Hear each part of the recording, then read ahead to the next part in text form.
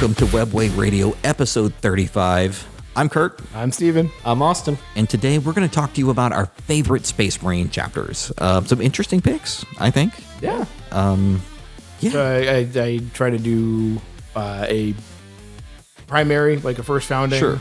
I did a second founding or a successor of some sort. And I did a fun little fan-made Get a one. little silly. I And a like it. meme. Because, hey, Yes. Warhammer 40K is science fiction. Yes. Science fantasy. Fiction. But yes. Science Not, fantasy. no. It is future history, sir. Okay, future Okay. Fine. All right, fair. So before we dive in, give us a like, share, subscribe, all that fun stuff. Just listening in the background means so much and helps that algorithm out a little bit. Yeah. Yep. If you Especially enjoy on YouTube. If you haven't checked us out on YouTube, you can see our smiling faces now there. Yep. Still working on camera angles and all that fun stuff. A little rough, but Hey, we're working. we have on it. video now. We're working. We're getting there. And also, what is your favorite chapter? Do you have a favorite lore chapter? Do you have a favorite paint scheme? Let us know in the comments, because again, trigger that algorithm. could be one that could be one that everyone knows, could be one that you made up yourself. Yeah, if you made up your own chapter, tell us about it. Yes. So, with all that being said, let's slowly transition over to Hobby progress. hobby progress and games played. All right. All right. Sounds like a plan. So let's jump into hobby progress. Steve, why don't you lead us off today? Yeah, all right. So purchases count, right? Yeah, mine certainly do. So, well, I got my eBay Assault Intercessors. Yes. I then realized that the eBay Assault Intercessors I got were assembled not in the best way. Just basically, they were Weird like, real cool. Let's go ahead. Not a single chain sword equipped. Multiple like flamer pistols or inferno pistols, plasma pistols. I was like, and then power fists, power hammers. I was like, all right, cool. I can't use these guys. So then I went out and bought my own unassembled Assault Intercessor kit. Do you have enough to like make the right loadouts with what you had versus what you bought and built specifically, or No, it's just a mess? I now have 20 Assault Intercessors, and Okay. with the jump packs, I'll be able to make at least the 2 squads of 5 jump pack intercessors. Okay. Well, you know a guy, if you were to saw off some arms, that might be able to produce very specific arms to the needs of your Yeah. loadout. I know a guy. Okay. a guy. And then I also got my Armageddon intercessors in. Okay. Cool. And I started assembling the Armageddon intercessors because those are pretty neat in how they made everything come together as far as like, because I'm used to the old like starter kits where like they had the severely monopose like guys with bolters or tactical Those marines. were the days. But you can tell like they were like literally 3 parts. You had the body, the bolter, and then the backpack as 3 separate parts. And they were on the old slotted bases and everything. And so I'm comparing it to these, and these are like really dynamic and everything. But like when you go to assemble them, and it's like half of like the back, a leg, and it's just like one half, and then the other part goes in. It's actually really interesting to me looking at the overall advance of like their molding and like how they designed the parts. Yes. And I worked for a plastics manufacturer where on one side of the building, we actually made the mold itself, like out of aluminum. And then it went to the other side of the building and they would shoot and actually do the plastic injection. So I've got a lot of experience in that. And I always thought it was so cool how they did it. And, you know, I don't know, it was a neat career choice there for a little while. Until I had to crawl under the like 20-ton mold while it was running and popping out Nissan bumpers. And no.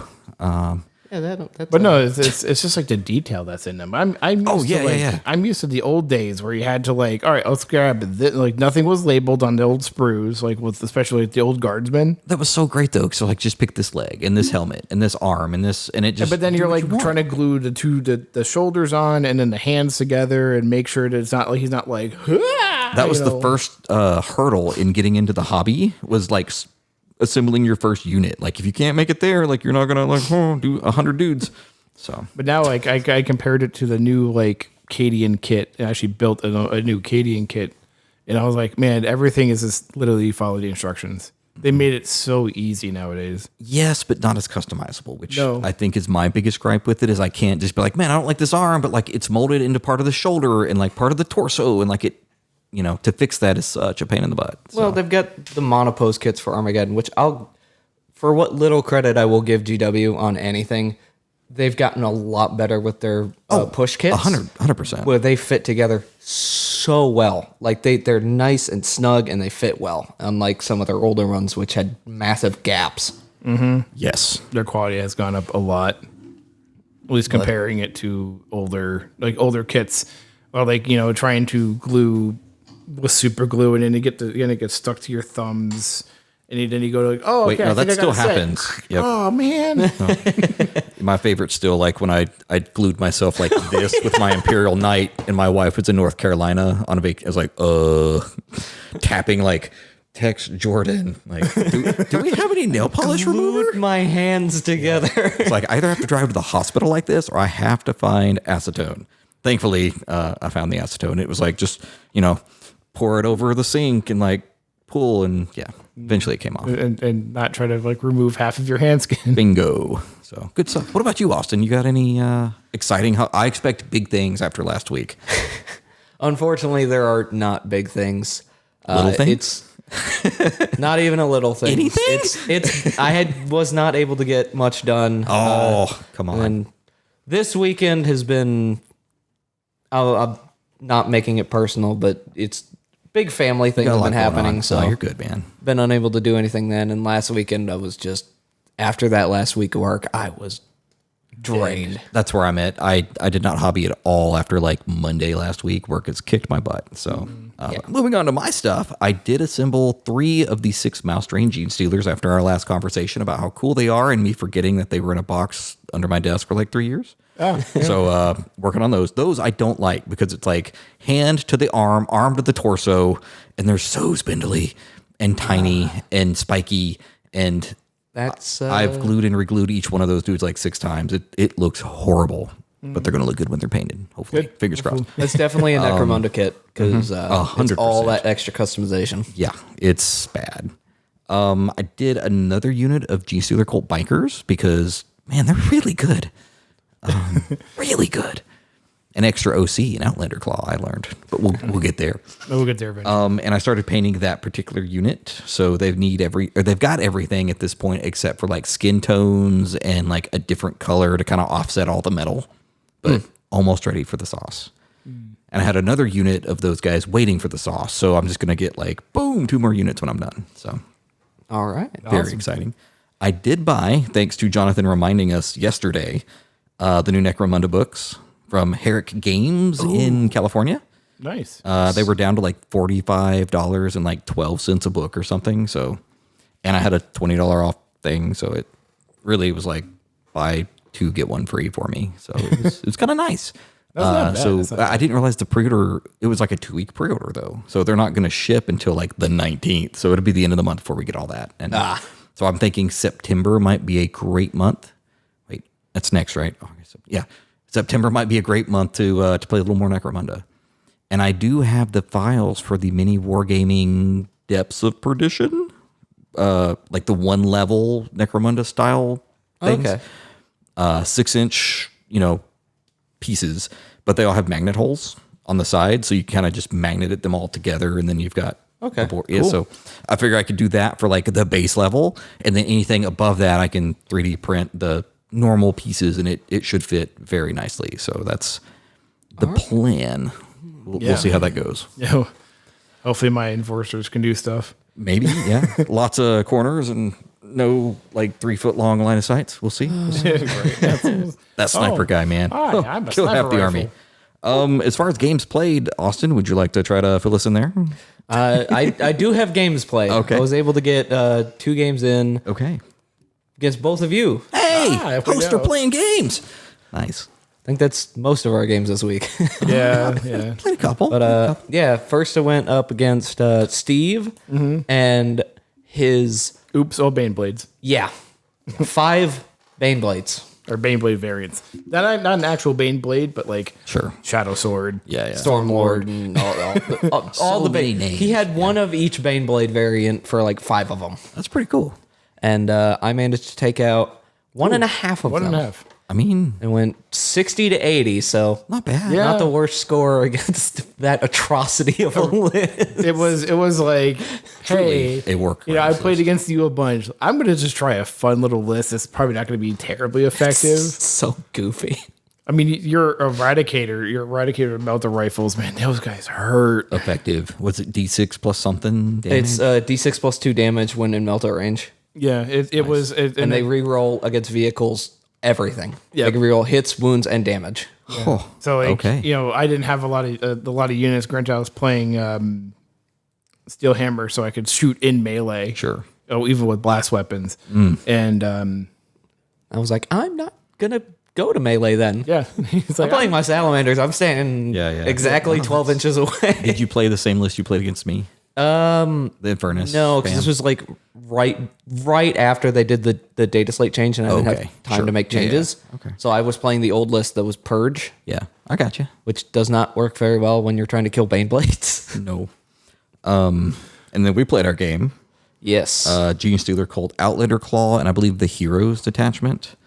Yes. And same salamanders detachments, but it was switched to priority, and I did a couple changes to the list, but I smoked you. Yeah. It was 3 units of what? Brutal. 10 Flamer dudes. Strength 6, -2, re-rolling a lot. And it's like, because it was like in pyromancy. I got a T3, T4 save, man. You're wounding on 2s and 3s, and you're overkilling my units by like 30 wounds. Like, you shot it, it's dead.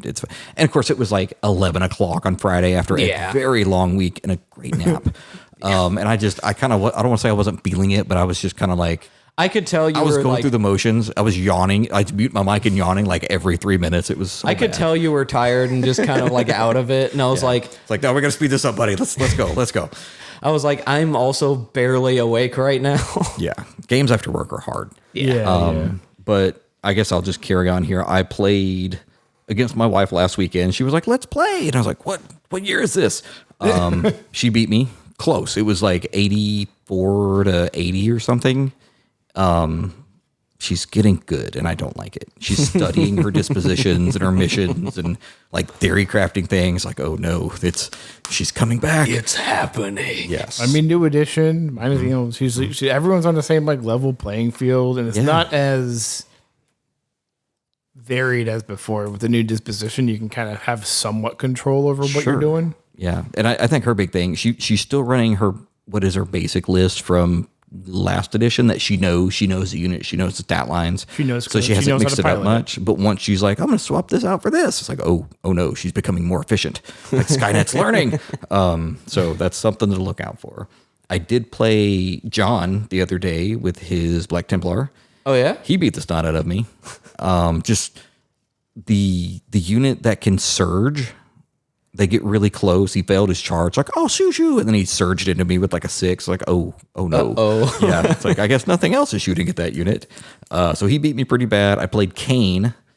That was an 84 to 81 win down to like the last couple of rolls. And I got super lucky. I pulled like the 2 secondaries I could pull off and max out. It's like, yes. So I barely beat him. And I think that's all my games. All right. Steve, what did you do? So outside the game against Austin, I also played a game in our TTS league against Shadow King or Justin. Okay. So he was running his. We both brought lists that, was a list that I don't own in real life, and he brought a Warhound Titan. You don't have 5 Baneblades at home? I really wish I did. You can. You just can't make a mortgage payment. So I wasn't running 5 Baneblades against him. I was running a 2 Baneblade. Oh, okay. Or So one, much better. one Baneblade, one Baneblade, one Stormlord, 18 Bulgrin. Led each squad of Bulgrin, of the 6 Bulgrin were led by a commissar. 2 Hellhounds, and then so two Hellhounds and 2 Tech Priests. So everything in that army had a 4-up invuln. Yeah. Oh dear Lord. And the So Austin's army I played against the other night. yeah, and Only 3 units have that 3 4-up invul. 10-mans that did all of your firepower, sir. I digress. and all of the Bogrins, because of the Ogren's special rule, get -1 to damage. Oh. You know what happens when you go against Bogrins with Cornzerkers? Not a lot. Not a lot. Okay, fair enough. Fair enough. I have a 4-up invuln. I do -1 wound, and I have a 6-up feel no pain. And what was that score, Steven? It was 118. Jeez. All right. Well, hey, He you know. absolutely slobber knocked him. Well, That is a he also description. had 1,100 points in a Warhound Titan that I With decided to shoot off the board Yeah, as exactly. fast as I could. With what I would say is a reasonable number of Bane blades. A responsible number, if you a will. responsible number of Bane blades. I mean, better. All right, so let's move on to our main topic after a quick break. Anything else on games played or anything before we do jump in? I think we're good. Okay, we'll be back. I think we're all set.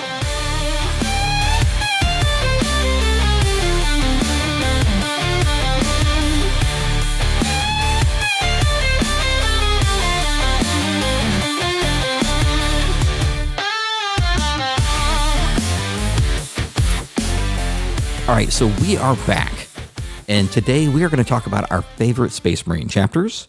Some of us wrote a little more than others in the notes. Yeah. I've been told I wrote paragraphs. It's okay. Claude AI condensed down the wiki page for me just so I could like cliff notes it and not have to sit here and like and read word for right. word. So let's go. What's the chapter? What makes them stand out? You know, do they have any cool heraldry, cool moments in history? And we'll cover paint scheme because I'm not reading my own notes. And do you actually collect and or play them? Yes. So who wants to go first? I think you've got 3, right, Steve? Yeah, I got 2 or 3. Okay. So How about you kick us off since you're to my left and technically closer? You're within hitting distance, so I can. yeah. All right. Well, I'm going to start off with a normal book chapter, effectively, the Dark Angels. Okay. First founding. First founding, Yes. Secret Secret Legion, secret heritage, secrets of everything. You know, basically Lionel Johnson. I actually have the model. Yes. You have the army. I've been collecting them. They are very secretive, but they're also very knightly. They basically started on Caliban. That first book, what was it called? Was so cool. I loved it. It's Love or Hate. But when it started off as like, it's just a knightly order in the forest. Like, I thought that was so cool. Yeah. What was it? Descent of Angels? Descent Yes. Descent of Angels. or Basically, I never actually read the book. I really need to. I mean, I thought it was cool. I suggested it to a few people. And they were like, this is trash. This is not how you get people into Warhammer. I was like, oh, noted. But you get to see them like before the Emperor came. Right. And then like stuff goes down. They fight their big battle. They take over the world or the continent or whatever. And then it's like the Emperor shows up like 10 years later. And it's like, oh, and you get to see them transform the world. And the Lion goes through his training and then they go off and do their first mission and, you know, things happen and they come back. So Yeah. it's cool.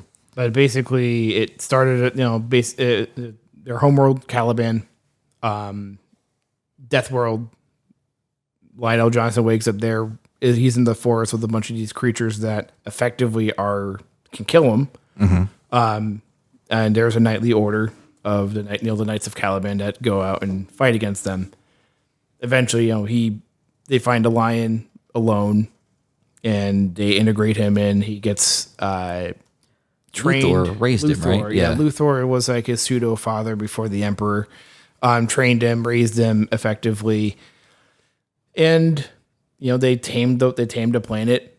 The Emperor arrived with his legion because the first legion was doing things before they found Lionel Johnson. They were the first legion. They were already conquering worlds. They were already doing the work of the Emperor before even finding their Primarch. Now, did they have a chapter or a legion name like before the Lion? I don't remember the legion name. Because they were called the Emperor's Angels, and they called themselves the Dark Angels. Yeah. And their old paint scheme was black and silver. So Not a huge departure. not a huge departure because they're new after the heresy was green with red on the gun casings and white for their heraldry. Yeah. It used to be black and silver with red on their heraldry. And they also have the multiple wings of the Dark Angels. You have the Deathwing. The Deathwing is the first company, so it's only the Terminators, the Vanguard veterans. They're all they used to be black, and then I can't remember the actual story of why they changed to bone white. But basically, like a captain was like their home world was getting getting invaded by chaos, and he's like, all right, we're gonna be dead men. We are dead men. Sure. Paint our Terminator armor bone white because we are dead men. And they go in and they fight off the chaos. And that's why now the Deathwing are now bone colored. Oh, okay. I didn't realize that. I always thought it was sort of like the whole bit with them being the Unforgiven, and they know, because isn't it like the Deathwing are the ones who have been like integrated into, like, they know all of the secrets? Not all of the secrets. Or almost, like all but the last one that only the chapter master knows. Yeah. So basically, the Deathwing, as you rank up and move up in them, you learn more and more secrets of the Dark Angels. It's like multiple circles and It's multiple circles. the books are neat, but like they got to be kind of sloggish. At the cool thing with the Unremembered, no, not the Unremembered Empire. That was the book name. The second Imperium Secundus. The Lionel Johnson had this little like demon baby thing that could that's how we got through the warp. Is the demon baby Chachula or something? Yeah, was teleporting him through the warp storms. That's wild. And yeah, it was crazy. And the voice actor did such a good job. Like, gave me chill. Even now, it's like whoo. And it doesn't help that that's blowing like 60-degree air on me, but it's fine. So yes. Cool. Yeah. So, and the Lion being, still around, and, he's not like Gilliman. He's not like, I'm super cemented to bureaucracy. I am a knight. I'm a knight king or whatever. And he also has kind of his own little like story similar to how like the Emperor had to deal with Horus. He had to deal with Luther. Yes. Then basically Luther betrayed him. They fought. Destroyed the planet fighting. Well, no, that was done by the Loyalists. Not the Loyalists. Oh, yeah, they bombed it or something.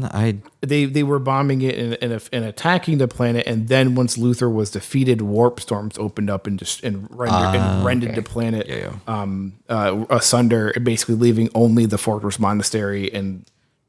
Some mechanic guy was like, let's slap some engines on it and just like, let's go.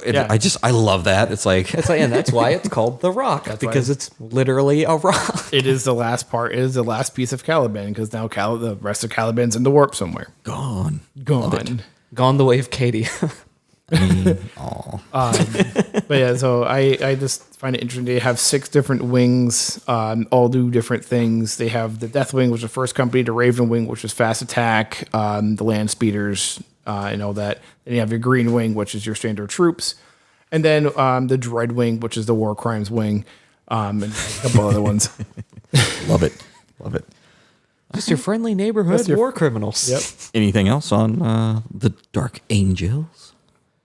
They are also really known for using old archaeotech, very into plasma weaponry. Yes. Kind of a specialty. Kind of a specialty of theirs, yeah. They've got like all the plasma weaponry, the phosphex, all the war crimes, like you said. All the war crimes. I almost went Dark Angels way back when Dark Vengeance came out, but ultimately decided Space Wolves were way cooler because, Space Werewolves.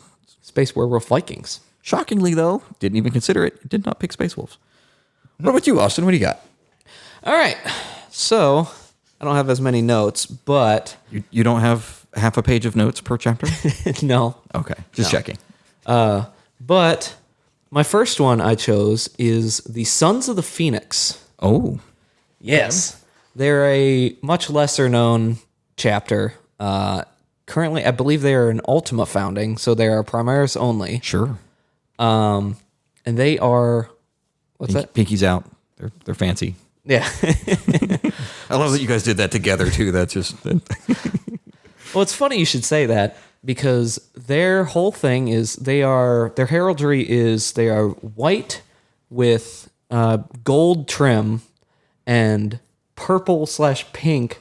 I have seen these guys. Yes, on their pauldrons and one of their arms. Yeah, and they are sons of Dorn. But a lot of the fan theory is because of the way they act. They are they're basically like if you took the Black Templars and made them extra colorful. Yes, basically they're hyper religious. They're very much about. It's sort of like self-improving the chapter. Like we can be better than this. We can always be better. We can keep doing. And so with the heraldry, the name, and that attitude, there's a big fan theory that they're actually Emperor's Children gene seed. That Call just kind of slipped in there. Call wanted and begged Gilliman to bring back those legions, but yes, for reasons that And official lore-wise, there are no chapters with Traitor gene seed. Yeah. Official lore, GW said... The Imperium would never lie to us. Yes. Well, GW would also never lie to us. Yeah, never. But anyways, so with that kind of attitude they have, a lot of fan theory is that they are actually Emperor's Children, not Imperial Fists. Sure. And their heraldry involves their what is it called? Basically their icon is a stylized like Spartan helmet with like lightning bolts coming out of the crest and like a pair of wings. Okay. Yeah, they're really cool. Yeah. They're like constantly being followed around by because they're so hyper religious. No, not the Inquisition. The Sisters of Battle. Oh. They've got like Sisters of Battle and pilgrims following them on their like crusades. Wow. Okay. Yeah. Huh. Nice. They're pretty cool, and I would like to see more done with them. You could be the one to build that army. I've got 2 already. What's a third Space Marine chapter between co-host? It probably would end up being the Raptors. Oh, I almost went Raptors too. They're cool. Oh, yeah. All right. Anything else on them? Nothing else. They're kind of a shorter, All right. lesser known. Sit back, stay a while, and listen. Oh boy. I have a tale to tell. Oh boy. So first up, I'm going to go Death Spectres. And these guys are really cool. Raven Guard Successor Chapter. Shocker, I know, right? I didn't know that until I was writing notes. These guys are black, pretty much all black with some white. Their left shoulder pad has a scythe and a skull. Just looks awesome. I would not want to be the guy to have to do those decals or paint that freehand, but Extra edgy. Bingo. Oh, of course, it's Raven Guard. You gotta be black, right? It's like the most edgy, though. That's great. Yes. But what really stands out for these guys, and the first time I heard about them, is they are like the guardian of the Ghoul Stars. Have you heard about this at all? Yes. I've heard Which about this. makes it awesome. Their sole purpose is to just prevent stuff from getting out, because there's all sorts of supernatural inhabitants inside the Ghoul Stars, and it's their job just to play goalie and be like, not today, son, and keep them out of the Imperium, which is awesome in its own right. Nobody knows when they were founded, but they think it was the 13th founding. But I'm going to be honest, I don't know when all those took place. So moving along, they are firstborn chapters. But what's really cool is on their homeworld, which I believe is, there's a secret cave underneath it. And there is what they call the Sheriax, which is like a gigantic glass throne that the chapter master has to sit on. Yeah, I heard about this. It gives him the power to kind of see into the Ghoul Stars and kind of watch what's going on and know where to send his dudes, but it slowly kills him, right? He can still do some day-to-day stuff, but for the most part, there's like a council of like 13 inside the chapter that make all the decisions and kind of choose what to do, where to go, where to defend. And only 2 people are allowed to really interact with the chapter master at all, which is the chief librarian, I believe, and the first captain.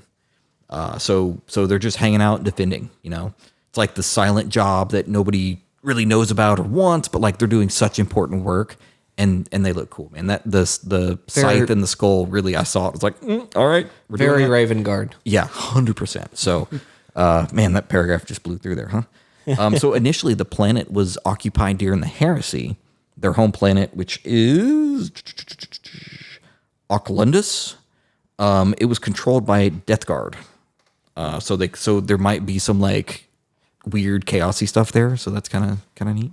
But a lot of unknown. Like there's very little known about them other than like we gave them a little bit of backstory just to like explain the logo and that's it. So Yeah.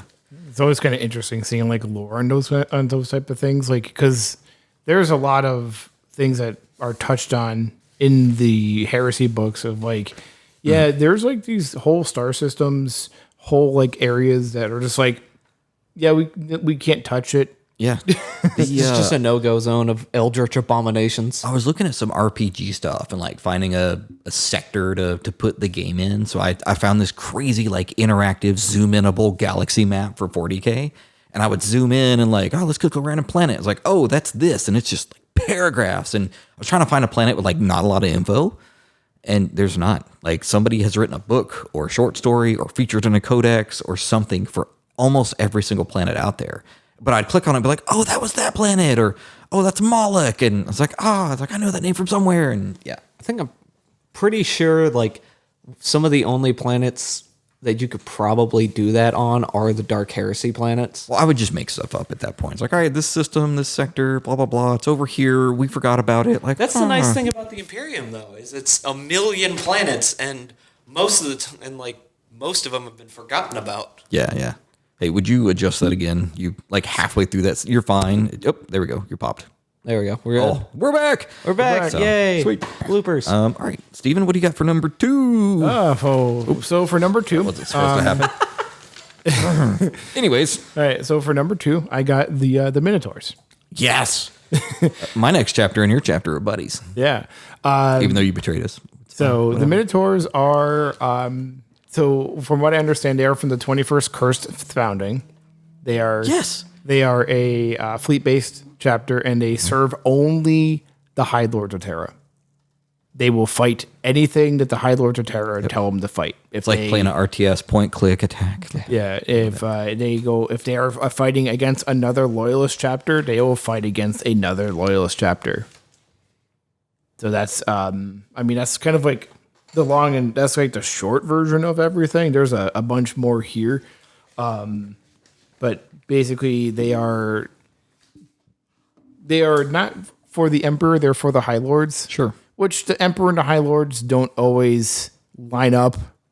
High Lords are very political. Mm-hmm. After their self-interest kind of they're all self-interested. Pretty much everything the Emperor would not want.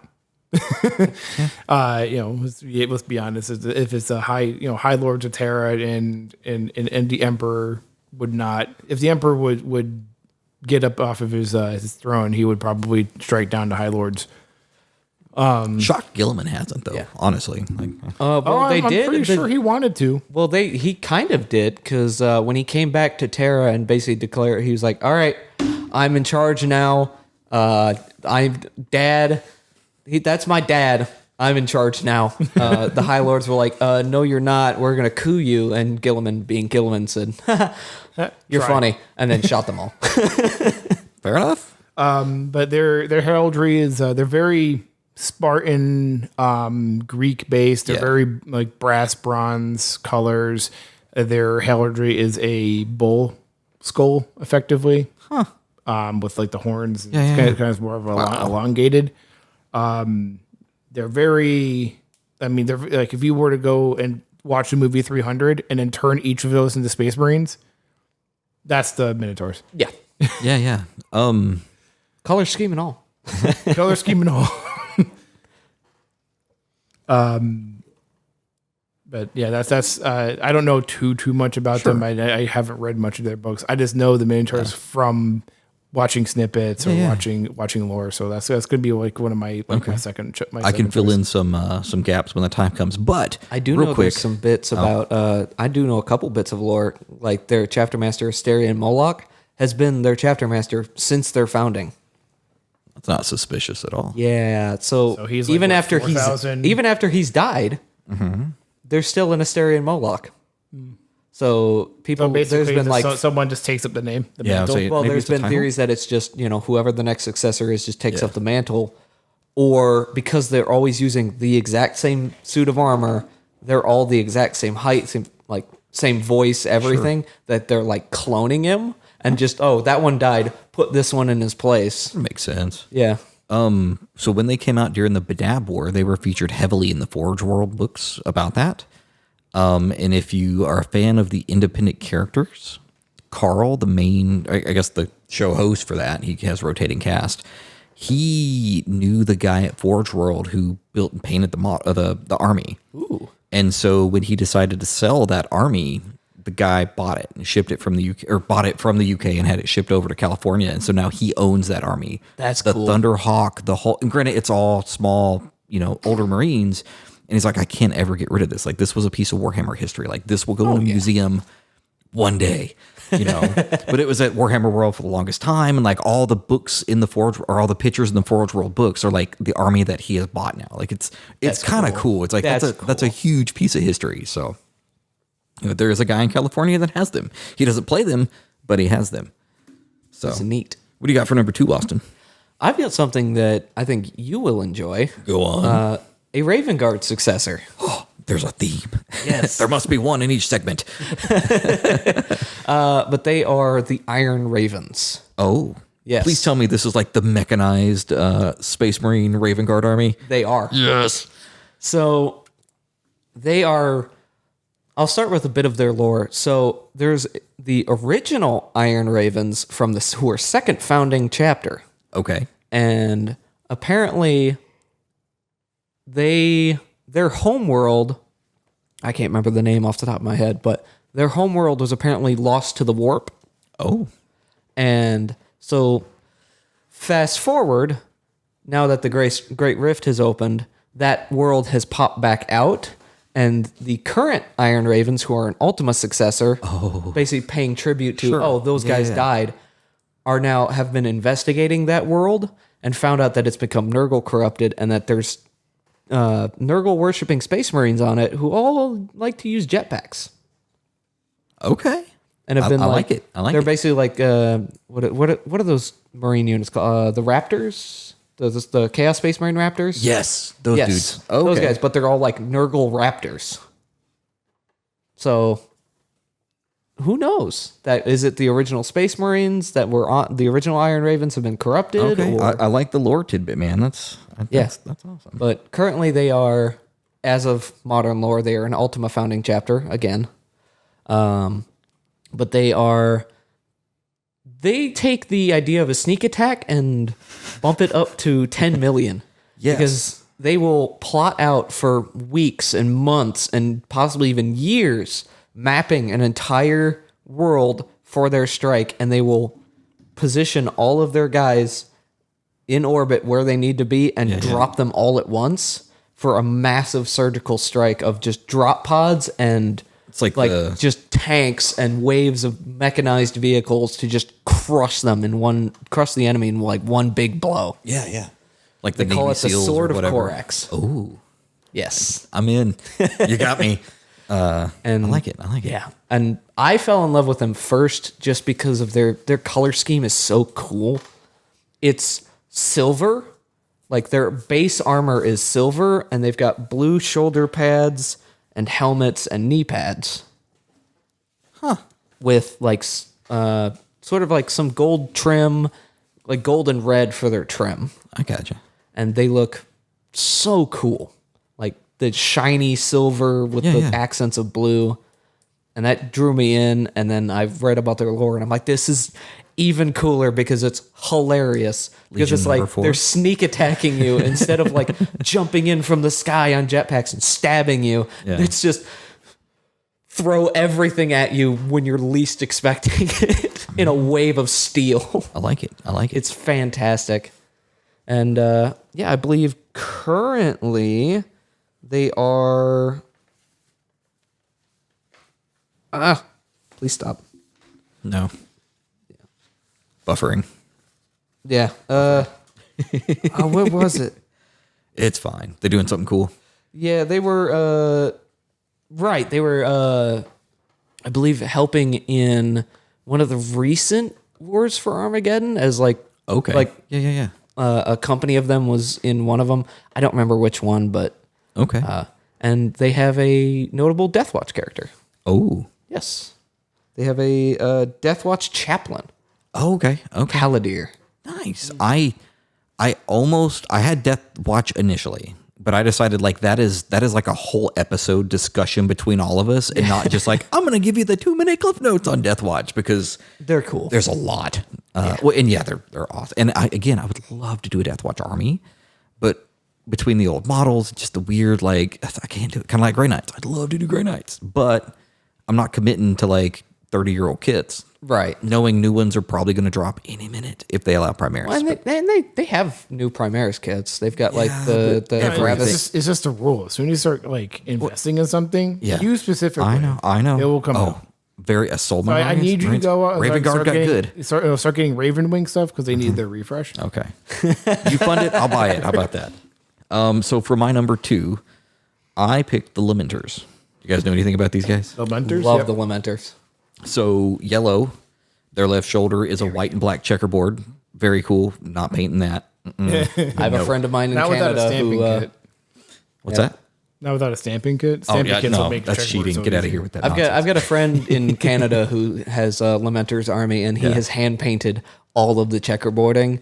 And I'm like, you are a crazy person. I will not be doing that. So Blood Angel Successor chapter, which, a little rocky off the get-go here. They are fleet-based, and similar to your Minotaurs, they are a curse founding chapter. Tasked by the High Lords to go repel incursions from the Eye of Terror, during one of the Black Crusades, they got dropped down to about 200 dudes. The White Scars and the Ultramarines eventually saved them. They were immediately caught up in a warp storm and disappeared. Just poof, gone. Like, we're saved, and oh no, not great. Very comedic, like bad guy mustache twirling, right? The internal cycle of the Lamenters. Yeah. We're saved. They pop back out, and the High Lords are like, hey, go defend against threats around the Maelstrom. And so they do. And that's where they become good friends with the Astral Claws, the Mantis Warriors, and the Minotaurs. Long story short, Huron, that one, tricks them into going against the Imperium. They basically get like trapped and wiped out to about 300 dudes. And, somehow the Imperium they receive the Emperor's forgiveness, with the condition that they have to go on a 100-year crusade against Hive Fleet Kraken. And so they get to rebuild, they get brought down, they rebuild, brought down, all the things, right? So in the middle of all that, what was it when the ball got like blown up or destroyed? It wasn't destroyed. It was the wrecked. it was the I can't think of the name of it. The Tyranids hit it, right? Yeah, it was the So the Blood Angels call for help during that, and they're like, yo, we're on the Emperor's thing, like, we can't help you. And so, like, again, everybody's, like, shiftily looking at them or whatever. And then in, like, the more recent times, which that isn't exactly, like, far away, they're out there with the Blood Angels and the White Panthers, and they get, like, what do they call it when you get all the Primaris Marines? Like the something reinforcements. I can't think of what it's called. Yeah, it was Primaris reinforcements. They get that, and they're basically told, like, your job is to now go hunt Huron Blackheart and his band of, like, red corsairs and all that by Gilliman himself. Which, the Lamenters are just like, oh, man. They're itching for Wait revenge. a long time for this revenge. But that's kind of cool, though. Like, it comes full circle, and they get the reinforcements and all the things, and Gilliman's like, get them, boys. So I thought that was kind of neat. So that's fun. Tragic, but neat. And there's a lot more to the story. This is me like condensing it down to 2 short paragraphs, but like they have there's a lot of information in some of these wiki articles. Like, where's that book? Give me books like that. Those are mostly fan made though. Yeah, I will say a lot of them are fan made, and then so there's some of the fan based stuff. They're really good. Yes, but they also can be really cringy. I will say the 40K Badcast, I keep begging you guys to give the show a shot. One of their segments they do is Factor Fan Fiction. And he reads a couple of paragraphs from a book, whether it's a real Black Library book or a fan fiction book, and the other host has to guess, like, and of course, they'll use the same description like 3 times in a paragraph for, like this guy gets this and he gets that again. And it's like, he did it a 3rd time. And it's just like, come on. It's so bad. Like, I hope ChatGPT and Claude and all the AI things are helping people write their crappy fan fiction. It's bad. I will say, I know there's a Lamenters character who is personally one of my favorites, is there's a Deathwatch Dreadnought. Oh. It's a Lamenter, and he believes he is the last of his chapter. Oh. He doesn't know that the rest of them are still out there. He still believes he is the only Lamenter left. That's pretty cool. And so he will serve his legions in the Deathwatch. I like it. Really cool. And again, like just back to me wanting to do a Deathwatch army, I think it would be so cool to be like, all right, this kill team is like it's Space Wolves and this guy, and like I can sit there and have a story for each guy and his name and why he's there. Like I can't do that with intercessors. Like like I don't know, but that's just like the if I ever I've got Sergeant kind of Smash reminds me Hammer, of like a strange tidbit of lore about an intercessor. Like there was a chaos sorcerer who was like, I'm going to take over his mind. I'm going to wreck his soul. Went to go reach out to an intercessor. He had no soul. Oh, the intercessor itself. He was like, there's nothing there, and like it's a completely. I just find it kind of interesting. I'm not sure if that's like a real thing or whatever is going on. Is that a metaphor for GW making soulless models? Jeez. Reading the first of the Dawn of Fire books, like it kind of touches into like these are a thing, and it's the intercessors being introduced. There's like 7 books. I need to start book 2, but I'm curious to see if they ever touch on something like that because it's very clear. Like the first founding guy or the original guys just don't trust them, and there's a neat dynamic, and I hope they explore it. I don't know. No spoilers, please. All right, so that kind of wraps up that, I think. Do you want to do your 3rd or? Yeah, I have a 3rd. Okay, let's go. Well, so speaking of fan stuff and in fan fiction. Oh boy. Yeah. So, there's there's several very fan-made chapters. So this is also a yellow colored chapter. Okay. Yellow with blood red, called the Angry Marines. Okay. Now, Angry Marines were a meme before memes were memes. Always angry all the time. Always angry all the time. Okay. They are angry for the Emperor. It got to a point where I think someone made it like their own codex where they don't like to shoot. They shoot worse than orcs, but they do better in combat than orcs. Oh. They have power. Their weapons include double power fists, power bats, power feet, power chairs, power wrenches. It's basically they are I'm always angry all the time. Pistols, we don't even use those. So bolt pistols, nope, we don't use those. Those are for people who can't shoot, and those are for lame nerds. They're for lame nerds. It's a fan made chapter of like, hey, let's take the Space Marines angriness and turn it up to 11. Okay. And then turn everything else down to 1 as far as their sensibility and everything. Okay. They actually have a specially modified Whirlwind artillery tank that doesn't shoot missiles; it shoots Angry Marines. All right. Okay. They are just basically one of the funnier things. Some people call them cringe. I think what actually is cringy about them are the people who are like really into it. Yeah. It's more of like, hey, let's take this one aspect of Space Marines, how they're always angry, their fervor for the Emperor, and let's crank it up to beyond 11, and then just make everything else like not go up there. And that's the Angry Marines. All right, Angry Marines it is. They're fun. They're fun. I know they were pretty much made as a like. They're a joke. They're a joke, but they're a little bit of a protest against with GW. Like it was always about the Ultramarines because this is about when Matt Ward was writing. Yes. I mean, he still is. He's just a contractor now, not an employee. Yeah, but this is back when Matt Ward was doing like all the writing for all the Ultramarines, and we're like the most reasonable and noble of heroes and all that stuff. And so they were like, how about we have these Angry Marines who swear at you and beat you to death with chairs? Fair enough. Their chapter master is someone named Temperus Maximus. Yeah, see, that's just it's not for goofy. Me. It's fun, right? It's not a serious. So it's just kind of a reminder. It's 40K. 40K, you don't need to take it super serious. And that's kind of the Anchor Marines. You can't take them serious. I gotcha. All right. Anything else? Well, I think we can all agree that our favorite, maybe not our favorite chapter, but our favorite Marine is Battle Brother Bill. Yep. Is it Bill or Bob? No, it was It's Bill. It's Battle Brother Bill. We have Bob, the Christmas mount. Jordan bought a black and white, like gigantic Mickey Mouse at Target. I was like, that's not Mickey, that's Bob. Mickey's red and black. This is white. And so, like, we have Bob, the Christmas mouse. And, That's funny. I got Bob and Bill. Yeah. Okay. Nice. A lot of bees in here. bees. All right. So before we wrap this up, anything else? Anything going on? Anything specifically you want to mention, talk about, shout out? Well, I know in the notes here we've got talking about do you have any like of your own fan made chapters that you've made? Nope.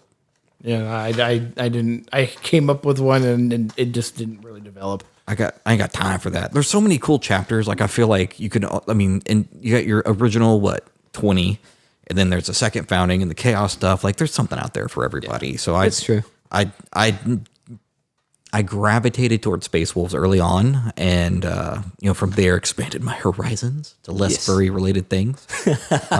So we moved on to birds. So yeah. Bird people. Slight deviation. Yeah.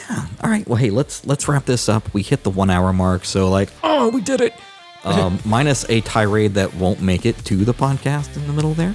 Yet. Yeah, soon. Maybe if we ever launch a Patreon. So I'm Kurt. I'm Steven. I'm Austin. And this has been episode 35 of Webway Radio. Talk to you soon. Yeah, see you guys later. See you later.